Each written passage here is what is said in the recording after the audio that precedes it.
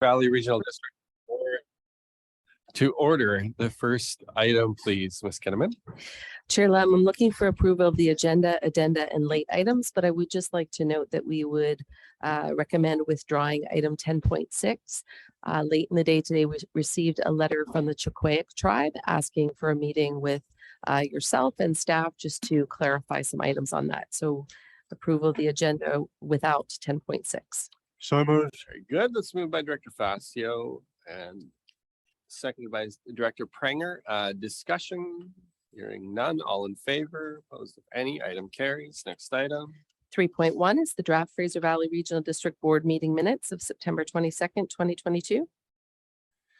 Thank you. It's moved by Director Clute, seconded by Director Adamson. Discussion, hearing none. All in favor, opposed if any, the item carries. Next item. Next item is item 4, which is committee minutes for information and matters arising. These are information items, but happy to separate them out and answer any questions. Thank you. Any questions on any of the information items in your package? No, I don't see any. Next item. 5.1 is the FVRD 2022 election results. Again, it's an information item. Thank you. Any questions on this item? Hearing none. Next item. 5.2 is the FVRD's 2022 certified population and voting strength. Again, an information item. Thank you. Any questions on this item, Director Horn? I was asked to the chair, I was asked the other day to explain when and how weighted voting came into play and couldn't answer. How did you do? Oh, okay. I could not answer the question. So I'm asking the question now through you, Chair Lum. Okay, this seems like a Miss Van Ness question. It certainly is, Chair Yeah. Lum. Through the chair to Director Horn, that's a really great question, one that's quite complicated. So I believe it's sections 209 and 210 of the Local Government Act sets out very specific scenarios when one might use weighted voting. So a good example is when the board is making a decision with a financial impact, that would be a weighted vote, or a contract, also a weighted vote. So it is a very complex section of the legislation, and something that when we're setting the agenda, the corporate officer, the deputy corporate officer and myself, we go through those resolutions and set that weighting, and that is informed by the Local Government Act. What she said. Thank you. Any other questions? Don't see any. Next item, please. 6.1 is the FVRD 2023 to 2027 financial plan schedule of key dates. Thank you. Any questions on this item? See any? Okay, next item. 6.2 is the updated travel and other expenses policy. This item was brought forward last month and sent back to staff, and there's a motion for your consideration. Thank you. Do we have a mover and a seconder? Thank you. It's moved by Director Horn, second by Director Seamus. Discussion. Director Adamson. Yes, thank you. I know we've sent this back to staff for months so that we could discuss it, but this last month's been really busy. I think the staff has done a really good job on this. There's just a couple places I have some concern. Every convention I went to last year, people were saying that the cost of food had gone up, and the per diems weren't covering that. And that was from the people that were there. I know that we usually have conventions in areas where, prices are higher, like Whistler and places like that. When I went to FCM, I was on a bus with a bunch of us coming in, flew into Regina, and the first group got dropped off beside a McDonald's, so we know what the cost to eat there. The second group got dropped off. Their hotel was right beside a Burger King, so we know what it costs to eat there. And my hotel was a cake. So there's a difference in places where you eat. What I'm saying is, I'm a little confused here. I just know that if you actually ask the people that were away on these conventions, they will tell you that the per diem does not cover the expense of the food. I just think it's should be looked at what the prices are in the restaurants, not at what everybody else is getting already, because government is always behind. They're slow to move up because nobody wants to be the first to increase anything. I think add $10 to each of those, and I think it would be great. Where else would I wanted to say about that? Sorry. The other thing in area B, as we all know that it's, you know, you've heard it around the table so many times, it's a different area. I agree that 400 kilometers to deliver service to places like Boston Bar, where you just, you know, your population is on one side of the river, the other, that's fine. The 400 kilometers, I know that we're recommending 6 in area B, but I'll get to that in a second. 4 times from Sunshine Valley, which I would myself do every week, go up 4 times a month, and that 400 is gone. And you're adding 2 more, just, I mean, every place you go to is double digits. It's like, even if I want to speak to the Yale band, their office is now in Hope. So it's 55 kilometers to go talk to them. And from Sunshine, I don't know what it would be for that in the future. I just think that back in 2007, 2006, 2007, there was looked at, and it was agreed that area B or any other area should just pay their own amount. And it's, I got the paperwork from this place to prove that, show that. I just think that why limit what we're going to serve the constituents? It's, as far as I know, each area pays for their own.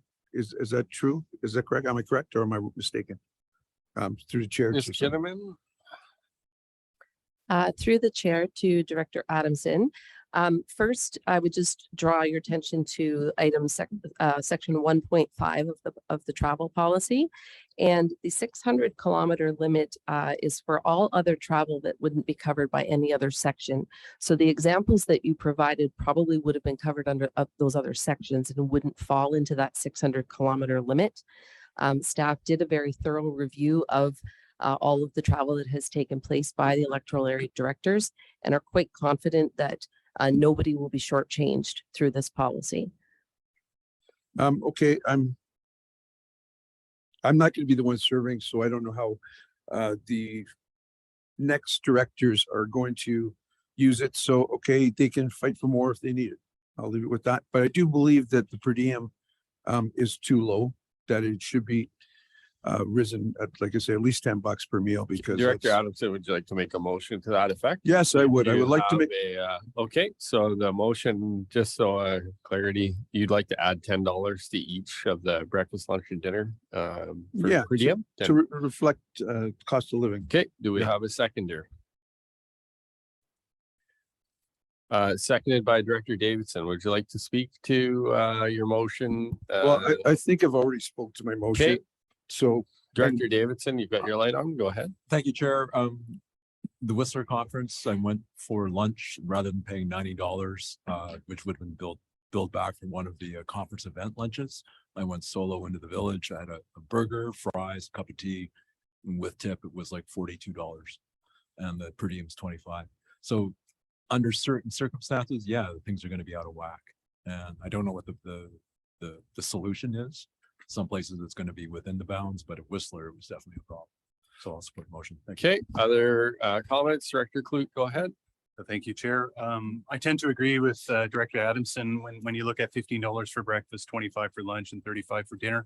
In places like Whistler or Harrison or some of these other places, you can hardly get breakfast even at a Tim Hortons for $15.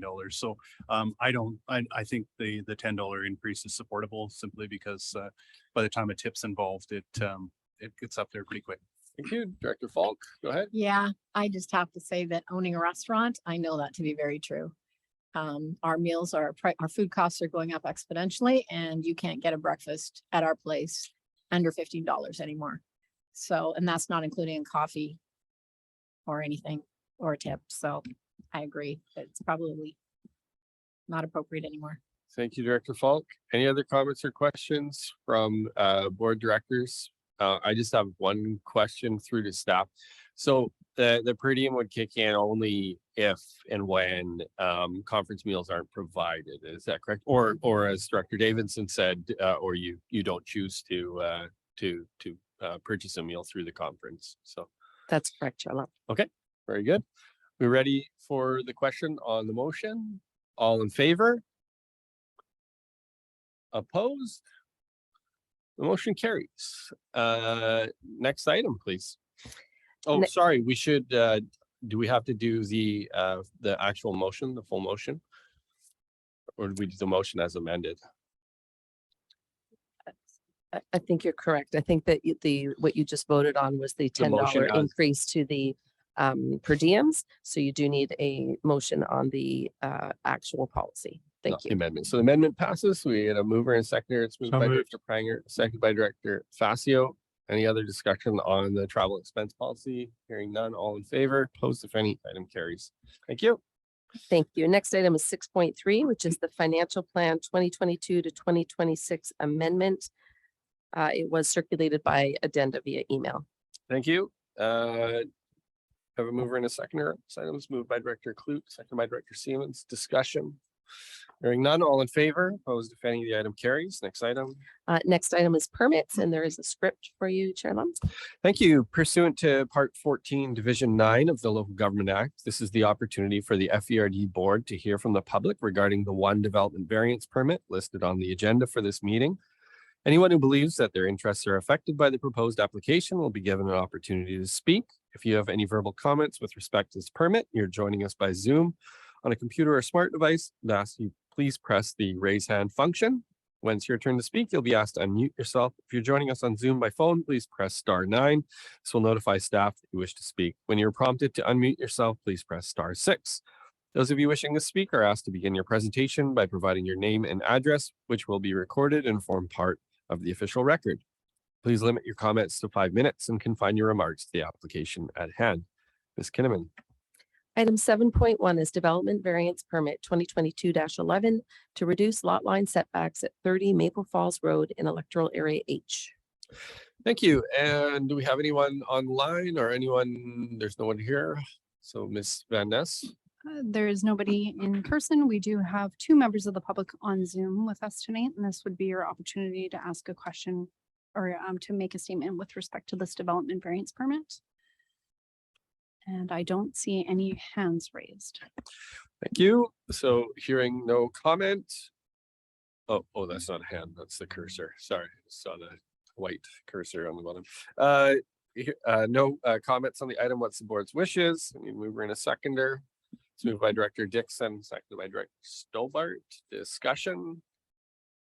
Hearing none, all in favor, opposed if any, the item carries. Next item. 8.1 is the Fraser Valley Regional District Omnibus Official Community Plan Amendment Bylaw number 1668. Thank you. This is for EAs. Mover and seconder. It's moved by Director Stobart, seconded by Director Adamson. Discussion. Hearing none, all in favor, opposed if any, the item carries. Next item. 8.2 is the Fraser Valley Regional District Zoning Bylaw number 1638. Thank you. This is EAs again. Mover and a seconder. It's moved by Director Dickey and seconded by Director Johnson. Discussion. Hearing none, all in favor, opposed if any, the item carries. Next item. Next item is 8.3, which is the omnibus report for in-stream zoning amendment bylaws, and there are quite a few motions.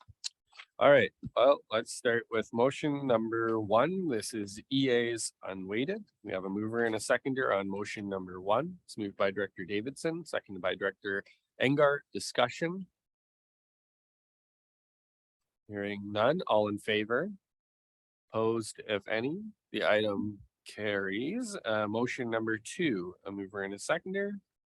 Moved by Director Dickey, seconded by Director Engar. Discussion.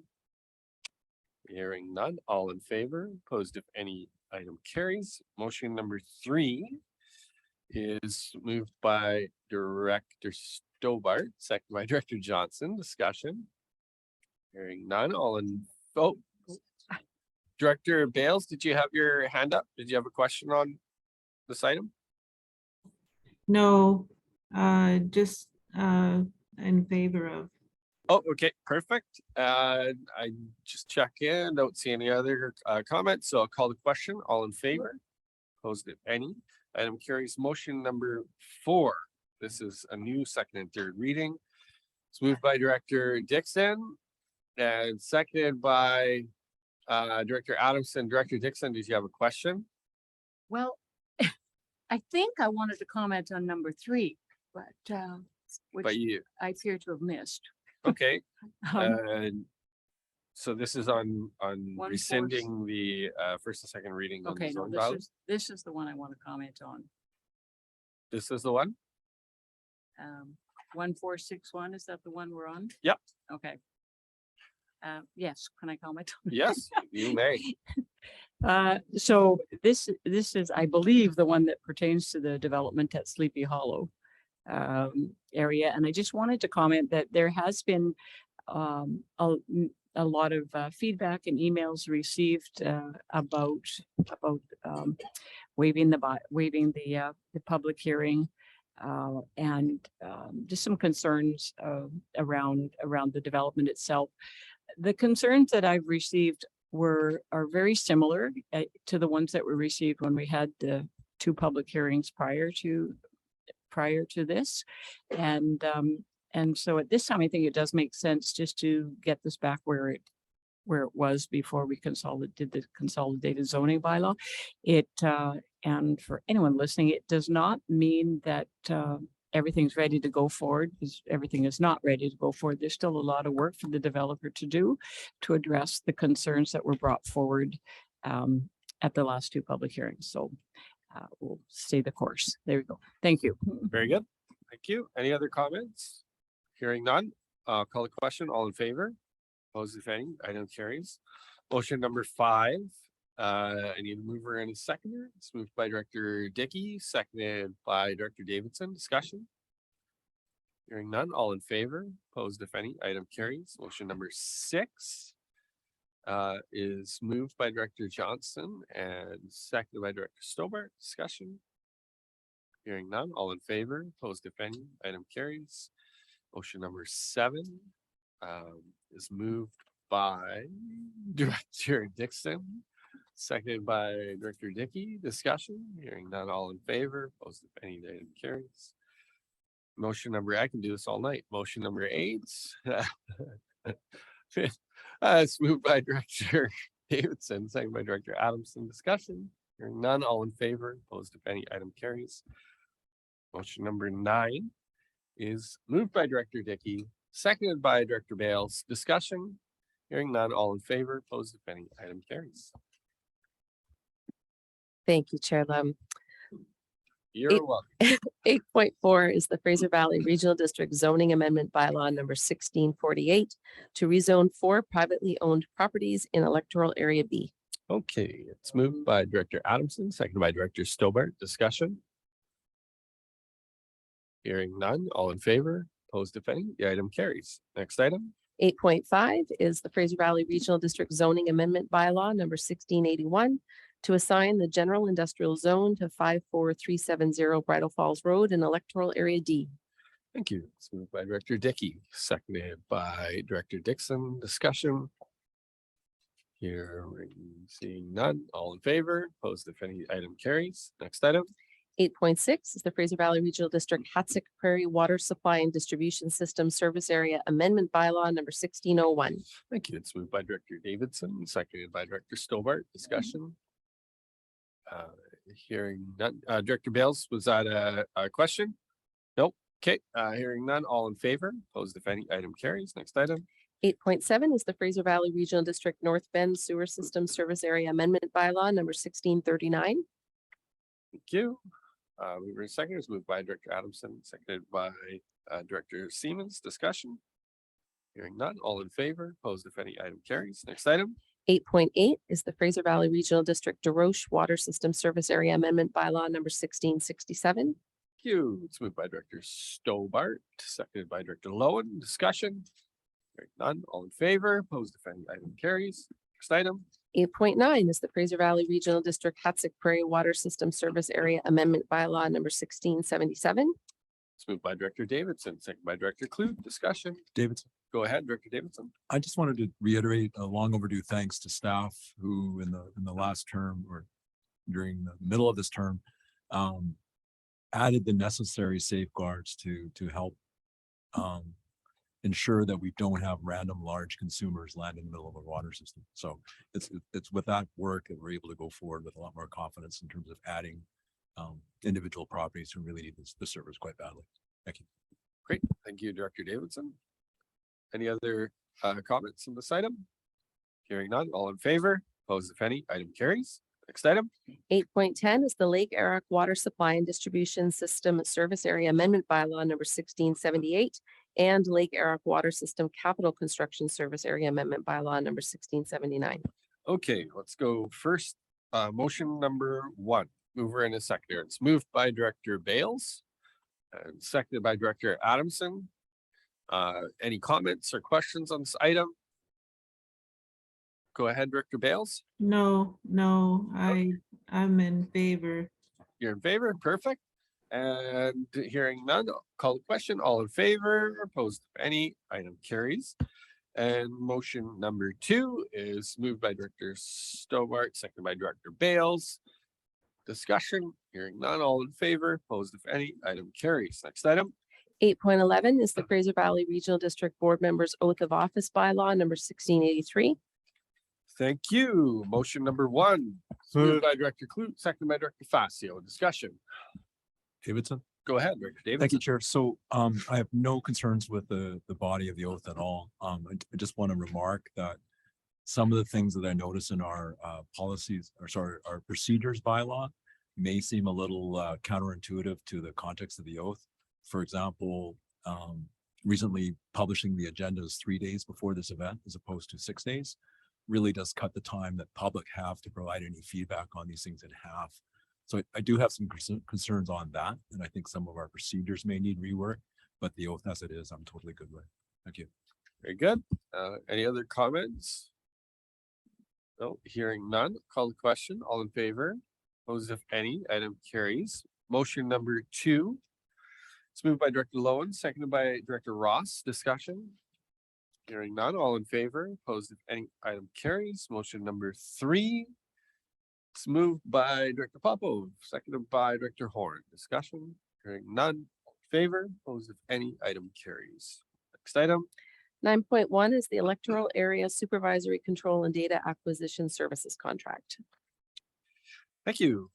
It's moved by Director Seaman, seconded by Director Popov. Discussion. Hearing none, all in favor, opposed if any, item carries. Next item. 10.1 is the 2022 FBRD third quarter updates and information item. Thank you. Any questions on this item? Don't hear any. Next item. 10.2 is the strategic plan update 2020 to 2022 end of board term report. Thank you. Any questions on this information item? Don't hear any. Next item. 10.3 is the cannabis farm gate sales program information, also an information item. Any questions? Director Horn. I read this with great interest and I know from the report that it's an evolving situation. But I wondered at whether staff through the chair had any insight as to what might be meant by a farm in the end of this process, given that some of these farms are in fact houses in residential areas, and whether or not the potential here existed for homes to become storefronts. Ms. Kinnaman. Sure. I see that Graham Daniluz, our Director of Planning, Development and Emergency Management, is on the line. He's probably best positioned to answer that question. Mr. Daniluz. Thank you, Chair.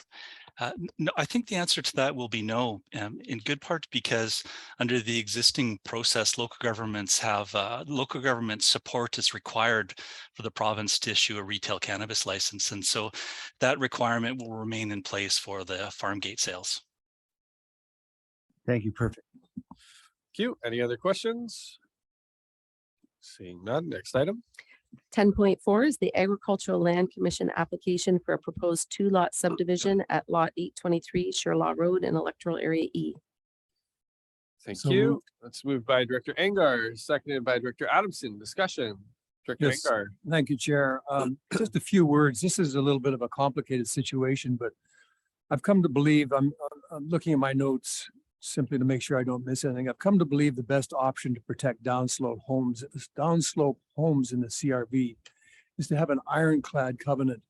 The issue outstanding here was just downstream or downslope from this property, asking for the subdivision. We had a number of homes on Auckland Way that were determined to be uninhabitable this year. So a real challenge for these folks that live beneath this slope, the bank. And my first inclination was just to say, no, we shouldn't even forward this to the LC simply to protect the properties down below. But having walked the property and looked at the building location, which is about 1,000, at least 1,000 feet back from the edge of the slope, I think it's better because it's on ALC territory now and the applicant has the ability to take down more trees or do whatever they wish. It's better to have the covenant in place. So if I can just ramble on for another minute here, I'd like to have staff's feedback just to make sure that we are doing the right thing with having the covenant, to make sure that after we do the lengthy study, which is upcoming to look at the slopes in detail, to make sure that we have the ability at that time to say no if it's appropriate, if it does put the homes down below in jeopardy. So using option 2 with the covenant saves some time by the applicant and their permitting investigation process while they carry a mortgage on the property. So it's a nice thing to do. Yet the most important thing is the FERD has greater control with this covenant over the slope going forward. And especially after we have completed the wider area slope study slated for 2023-24. So that's what if staff could just confirm for me that indeed we will have that strong capacity to say no to any development above these properties that have been put in jeopardy, as public safety and the FERD is paramount in this issue. Ms. Kinnaman. Thank you. Mr. Daniluz, did you want to weigh in on that question? Yes, thank you. Through the chair to Director Engar. The covenant, once registered on the title, would prevent subdivision while the covenant remains registered on the title. And that means that the proponent would have to come back to the board once the public safety study is done. And it gives the board an opportunity to consider whether the conditions are right at that point to remove the covenant and pave the way for the subdivision to proceed. So the board will have discretion when that item comes forward in the future to remove the covenant and essentially to retain that discretionary authority that you enjoy today. So staff believes that it preserves the board's interest and it's a responsible way to proceed. Very good. Thank you very much. And thank you, staff, for the hard work in putting together that covenant. I appreciate it very much. So yes, I'd like to confirm the motion on the floor. Thank you. Thank you, Director Engar. Any other comments? Hearing none, I'll call the question. All in favor? Opposed, if any? The item carries. Next item. 10.5 is a Crown Land referral for a license of occupation from the Common Island Improvement District to operate an existing quarry on Malcolm Road in electoral area C. Thank you. Mover and a seconder. It's moved by Director Bales, seconded by Director Stobart. Discussion, Director Bales. It is a flood area and it's to be used for flooding, which is definitely in the cards today. So I agree with the permit. Thank you. Any other comments or questions? Director Stobart, go ahead. Thank you, Mr. Chair. The Nakoma Island Improvement District, they've been operating this pit, I believe, for about 30 years. And it certainly made a lot of the works that have been done to the Nakoma Island dike a lot cheaper, having your own pit and having a source that's extremely close to most of the work. So certainly also in support of this. Thank you. Thank you. Any other questions? Hearing none, all in favor? Opposed, if any? Item carries. Next item. 10.7 is the 2023 Community Resiliency Investment Program Fire Smart Grant application. Thank you. It's moved by Director Hamilton, seconded by Director Clute, discussion. Hearing none, all in favor, opposed if any, item carries. Next item. 12.1 is an information item. It's the letter from yourself, Chair, to Minister Heyman, Minister of Environment and Climate Change Strategy. And Director Dixon. Thank you, Mr. Chair. First of all, thank you for sending off this letter to Mr. Heyman on behalf of the board and for the board's support. It's crucial. So if I could, I'd like to update a little bit about a community meeting that we, on Saturday, we had a community meeting that was very well attended. Our little Columbia Valley Hall was full with people from Columbia Valley, but also from the Aquadel Cottages, represent from the class committee as well as from the park board. And with people really concerned about what has been going on. The company Fraser Valley Renewables was there as well, and they had received a stop work order just prior to the meeting, actually a little bit before, and that was from ALC. And the reason for that was because it was determined that they had been depositing Class B compost, and their notice of operation, which at one point they had submitted, was for Class A. So that was one.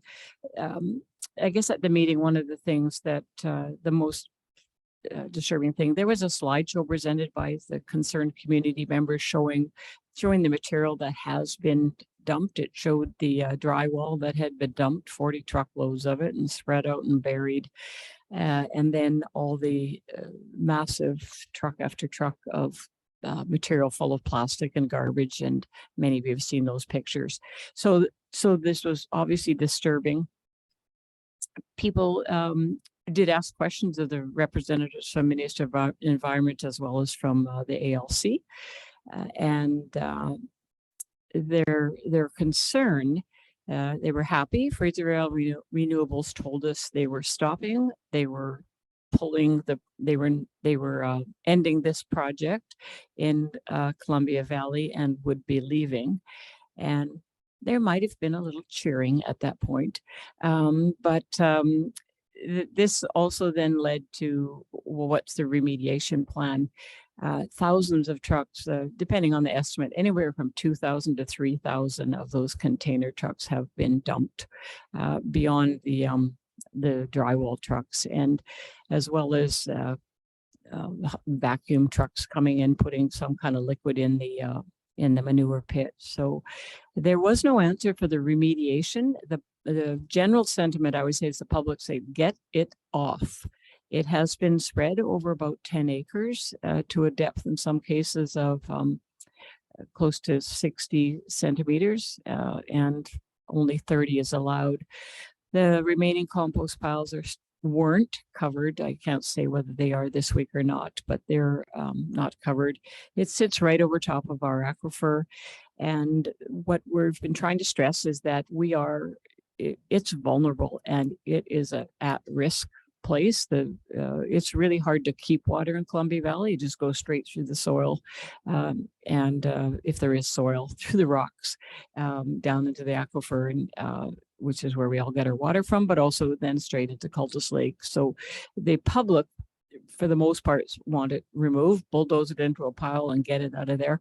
The Ministry of Environment was indicated that they had just received the plan from Fraser Valley Renewables of what their remediation plan would look like.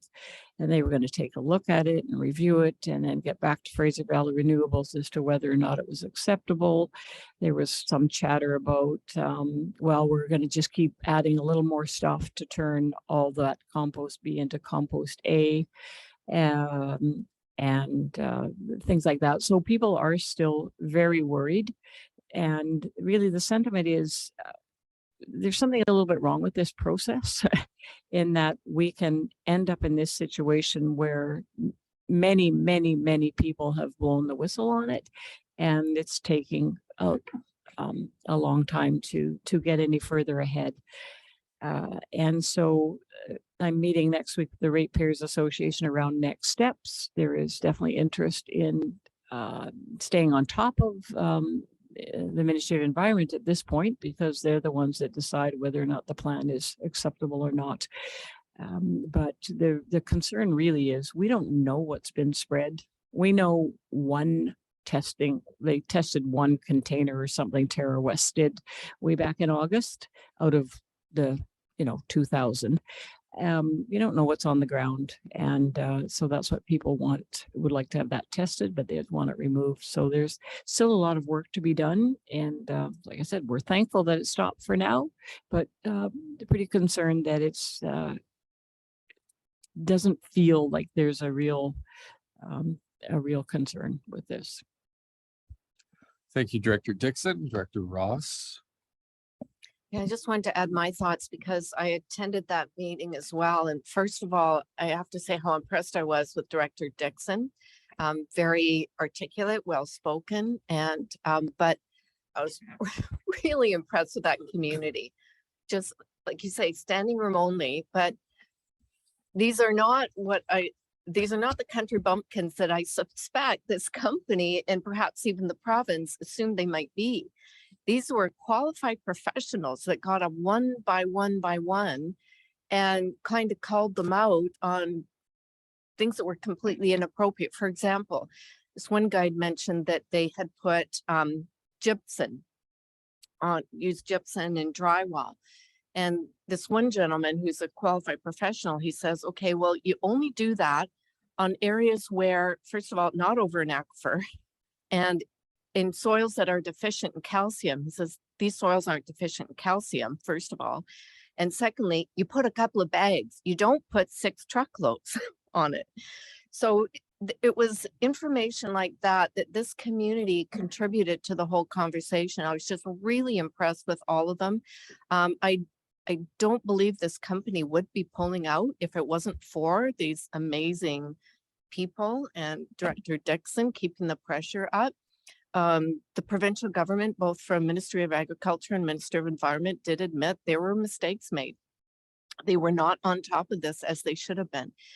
And so, which was nice to hear in one respect, that admit that, but when they said that, they said, well, part of the issue is that they only have 40 people that will go around and monitor for monitoring and enforcement in situations like this, 40 people for the whole province of BC. And so they said they tend to spend their efforts more on the Metro Vancouver area where there's simply more people. But so it occurred to me that there's something very wrong with that. So I was thinking that maybe not tonight, but we discussed that with our new board and Ms. Kinnaman, that perhaps this is a good resolution to go toward the next Lower Mainland Local Government Association. They absolutely have to hire more people because there's big money in this. So, if they're not on top of it all the time, so much damage can be done because, I don't know why we have to keep saying this, but we have some of the best agricultural land in the whole country of Canada. We have a responsibility to protect that, and we can't be allowing people to just deliver truckloads of things that are ruining our soils and the aquifer there. So huge kudos to Director Dixon and our whole community out there, and what a spectacular job they all did. I was telling Director Dixon after, it kind of reminded me of SE2. They were just brilliant and underestimated, but really proud of that community. But it's a shame though that they had to do that they had to spend day after day, week after week, not being able to go out in their backyards in a beautiful summer to have to do that. So I think we need to discuss this more in the future and how we get on top of this and future lobbying efforts. Thank you, Director Ross. Director Horn. Thank you. I'll be interested in a further discussion on this as well, but I wanted to follow up on the comment that Director Dixon made regarding remediation, removal of these substances. Twice now in my time as an elected official in Mission, we've had somebody deposit items and never remove them, and in fact vacate the property under different circumstances. And to this day, in one of the cases, the property remains covered in the material more than a decade later. And gypsum in particular would concern me if I lived over an aquifer because of its solubility. So my question to the chair to staff is there anything that we at the regional district can do to compel a timely cleanup of this material? I think I know the answer, but I'll wait for an answer and then if necessary, make further comment. Ms. Kinnebit? Through the chair to Director Horn, I'm not really even sure where to start to answer that question. Certainly FVRD staff has been very active on this file with very, very limited ability to enforce activities on that property. Certainly going forward, we're going to continue to work with Director Dixon and see what ways we can assist in putting that pressure on the province to do this kind of enforcement activity. But it is pretty challenging for regional district. We have very limited authority over some of these matters. Thank you. Well, my comment, I think, would be to ask that in the next RACS committee meeting, we add this item for discussion and consider whether or not there's further advocacy to be done and bring it back to the board, as Director Ross has said, whether it's asking for enhanced enforcement, as Director Ross has alluded to, or whether it's compelling, having the power at a local level to compel an expedited removal or remediation process. Because quite frankly, I'm deeply concerned that this damage will continue to go on without another item being deposited on that site. Director Horn, Director Mercer. Thank you. Through you to staff, do we have the option to, as a placeholder, to begin civil action as a regional district? Because, and I say that as a placeholder, you know, which can be suspended, but at least it puts us in the queue as these discussions go on, because it's not going to happen tomorrow. Yeah. And we don't want to lose our time on it on that. So Sure. I think through the chair to Director Mercer, I think what would be best is if we had staff come back to RACS and give a fulsome report on what abilities and tools might be available. We really weren't prepared to discuss at this level of detail at this meeting. And if that would be okay with the board, we will certainly set it to the next agenda of RACS. I understand fully, as long as that can be contemplated as part of your report back, would be great. I think the big challenge on this is we've been clear from the beginning that the power rests with the province. They failed to enact the powers that they had. They failed to protect the community. They were warned about this multiple times. We could have avoided a lot of heartache had they taken action back in, July when they were told about it, and then in August, and then again in person in September when we sat, Director Dixon and I sat across from ministry staff, and they assured us that this was something that was allowed. It was completely fine. Turns out they did not do their due diligence on this. So, definitely apology in order. I'm glad they apologized to the community, but it's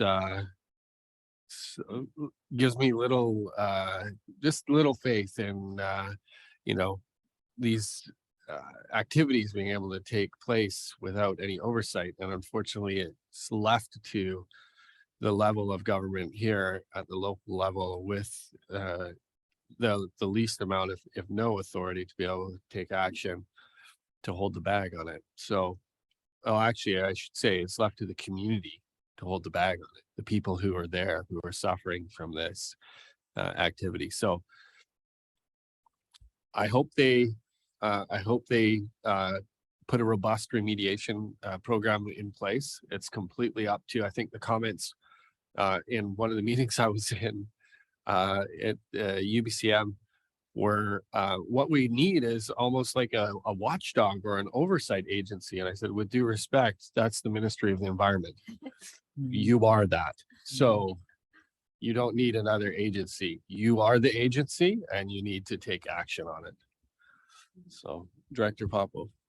I'm just curious if the press has been involved in this at all. Yeah, I With think the Dixon. community is. I think it's time to, call them out and.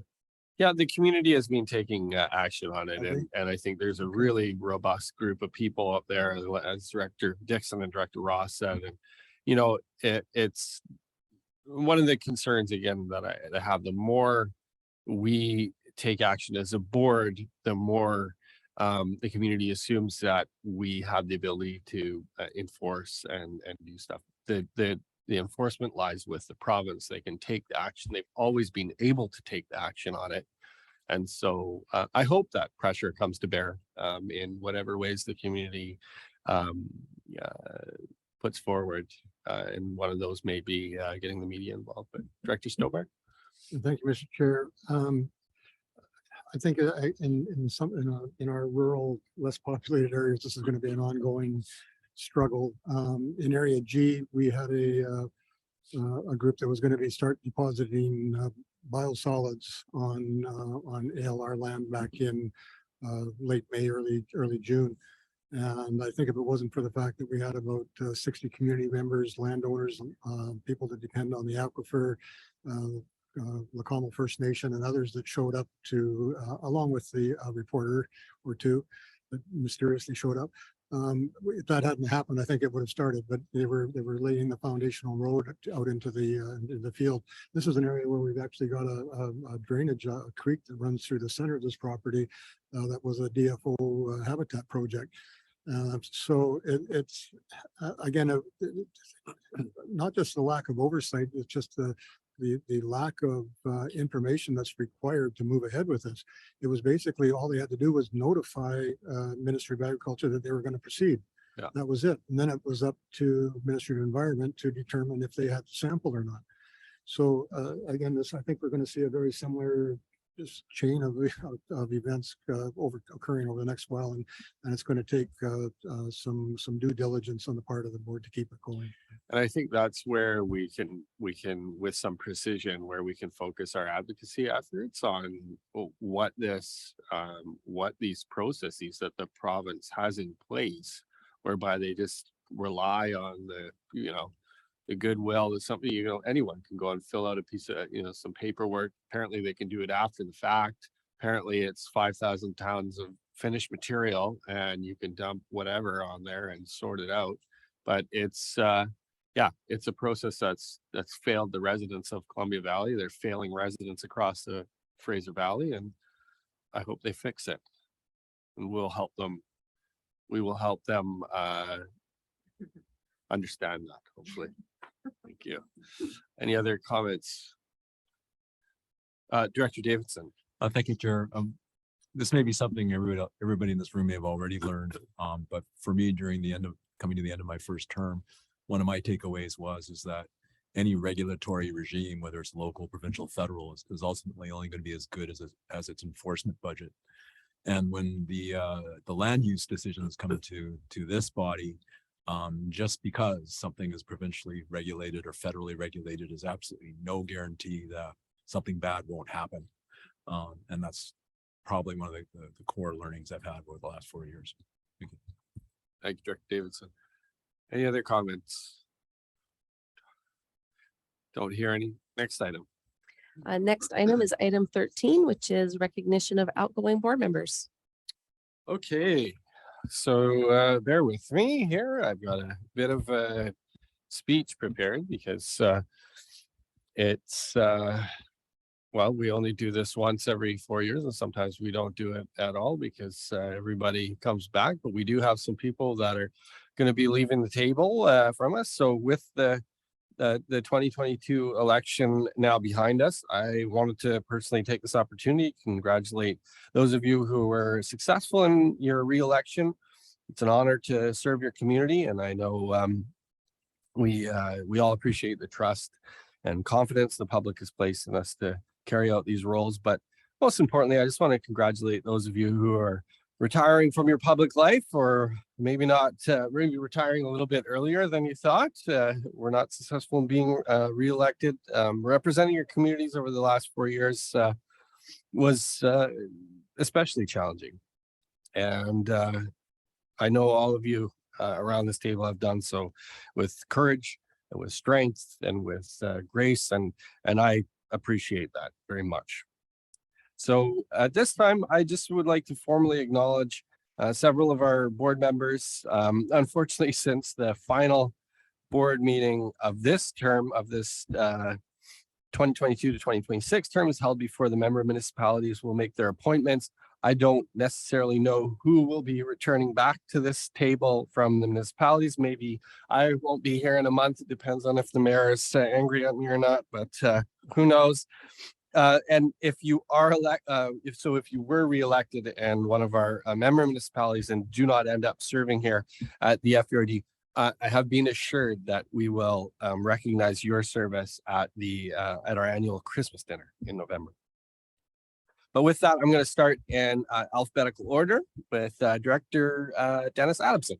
So Dennis was first elected to the FURD in 2008. That's 4 consecutive terms for electoral area B and 14 years. So Dennis, thank you for your service. Maybe, yeah.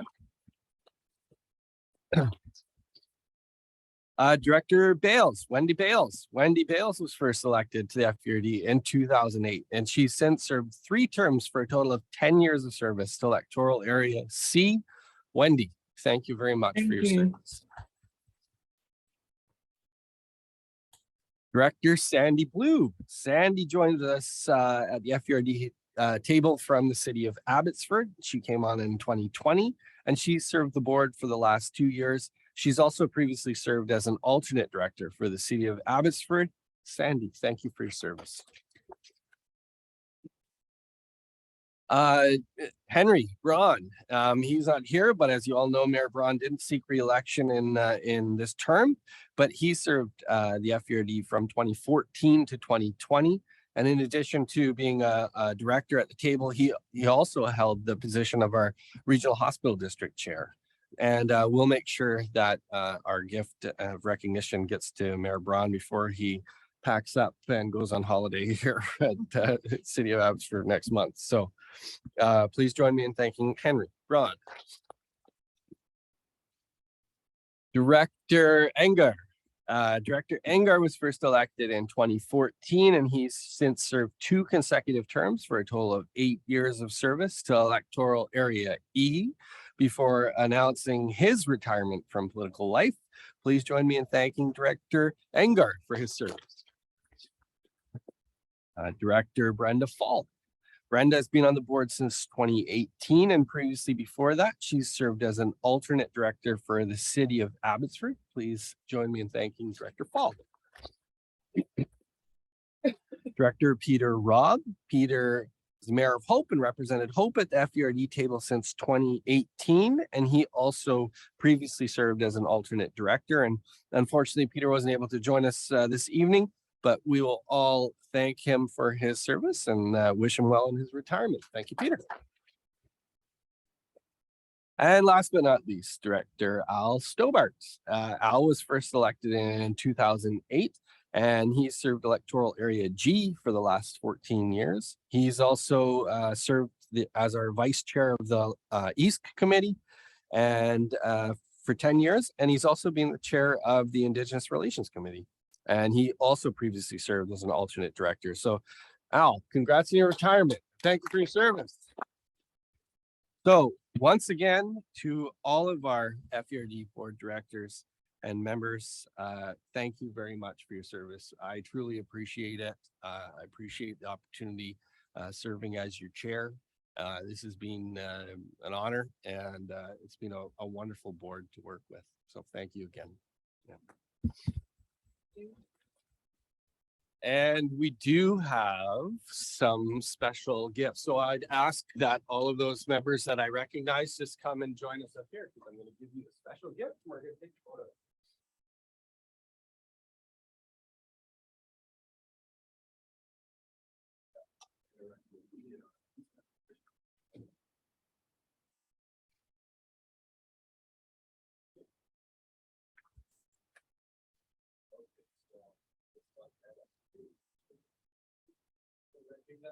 Okay.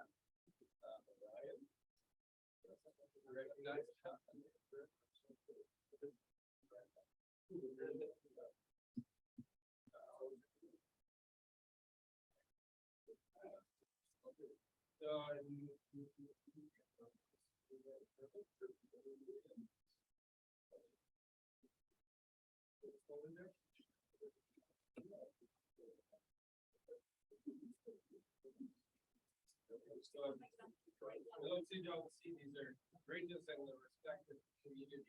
Alexander Bridger.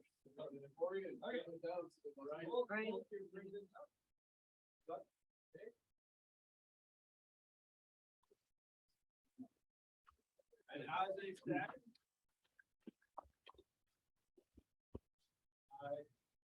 we will meet to see our appointments from municipalities. And if we're doing more recognitions, we will do them at our Christmas dinner. So stay tuned.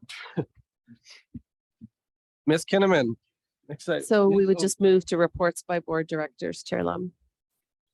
Oh, sorry. Yeah, no, I just, if I could, yeah, please, Director Dickey, just Oh, Thank word. you, Yep. Mr. Chair. I'll make this quick, but we want to have an opportunity to say our goodbyes to the EA directors moving on. And it's a very sad evening for me to see four of our very long-term EA directors going to be going to the last roundup at the FERD here. Director Bales and Director Adamson. Well, while I didn't always see the world exactly the same way as you have, I certainly never have doubted your work that you've done in your communities and dedication you brought to this place. Director Bales, you did a huge amount of work for your communities and you always placed a lot of importance on all the work you did there. You always made sure that we protected the environment at the electoral area committee. That was always very important to you. Director Adamson, you were a huge champion for Yale, Sunshine Valley and Laidlaw. I think I would rather wrestle a grizzly bear than get between you and an issue that you thought was important in your communities. Directors Engar and Director Stopart, it's especially sad to see you people moving on. You, whenever there was something controversial at the electoral area committee meetings, I always knew I could look to you for respectful, thoughtful, gracious, professional view. And that was tremendously appreciated. When I was a young man, the greatest compliment a person could pay to a man was to say that he was prince of a man. And in my eyes, both of you two are princes of men. And I greatly appreciate your friendship, and it's gonna be sad to see you move on.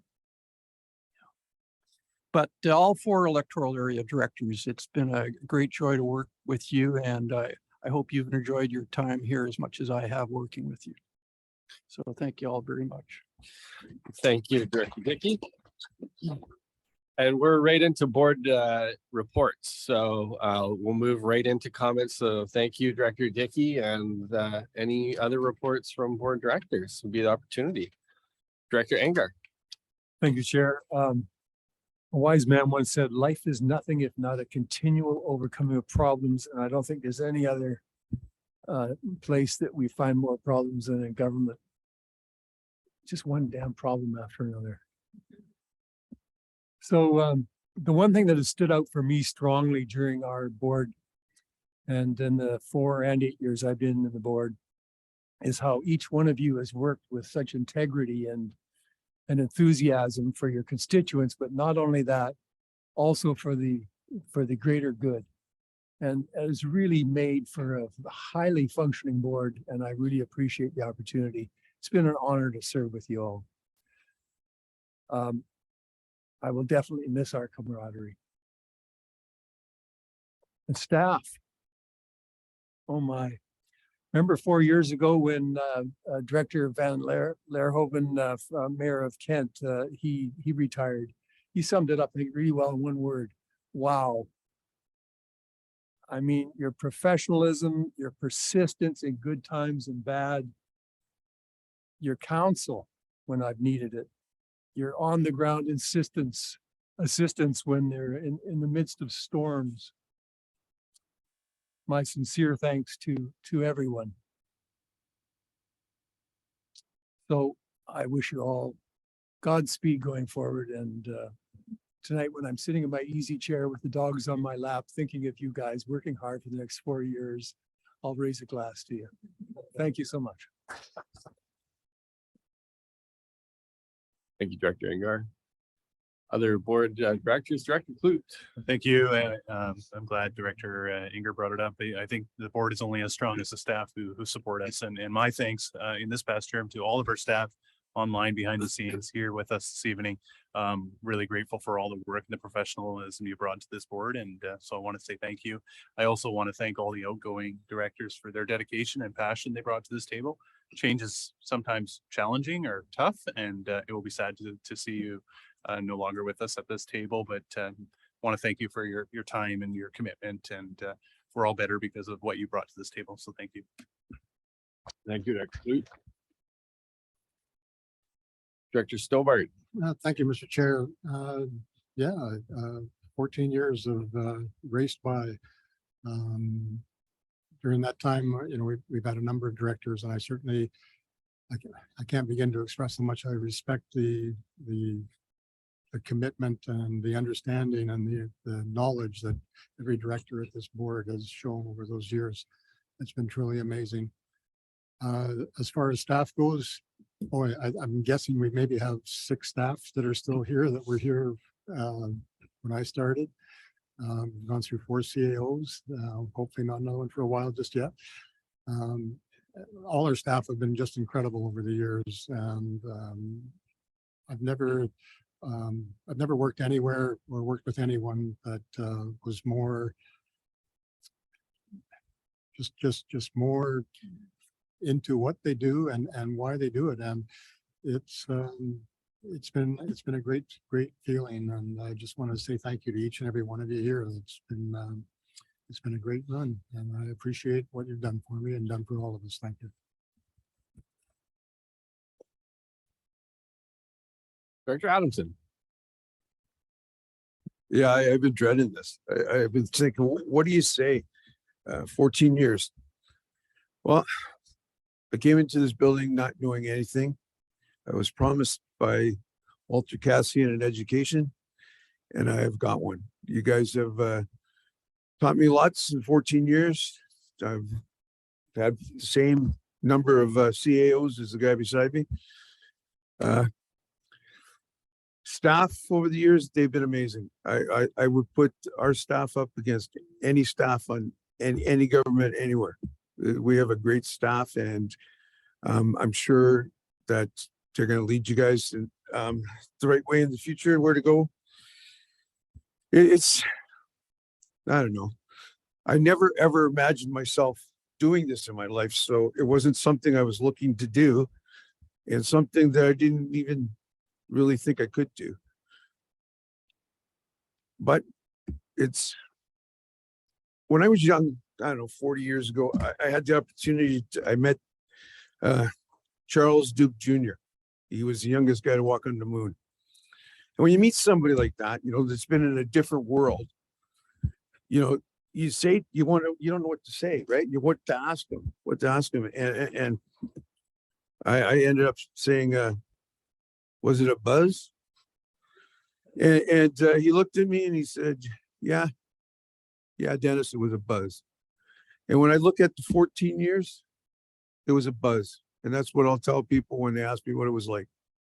Thank you, guys. Thank you very much. You keep up the good work.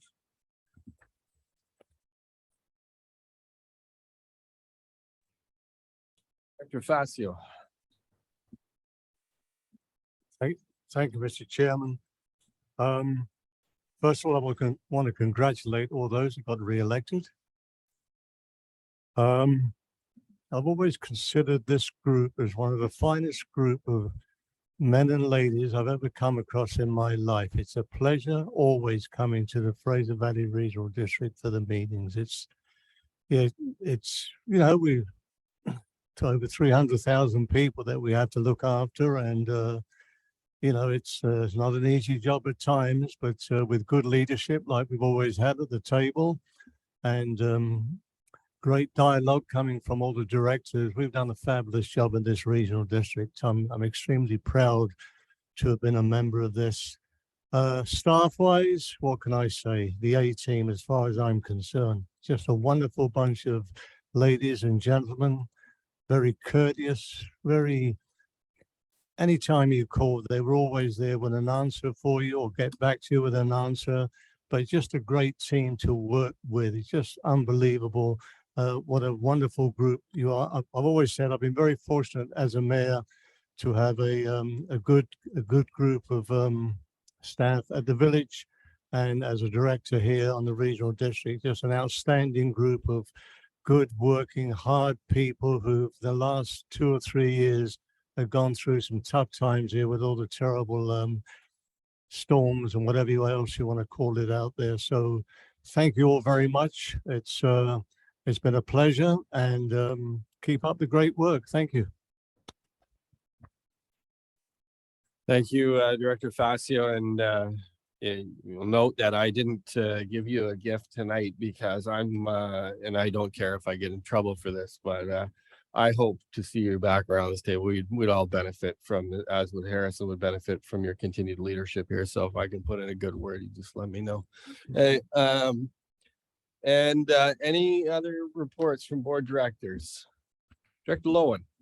I'm going to change the subject. Just hope you don't mind.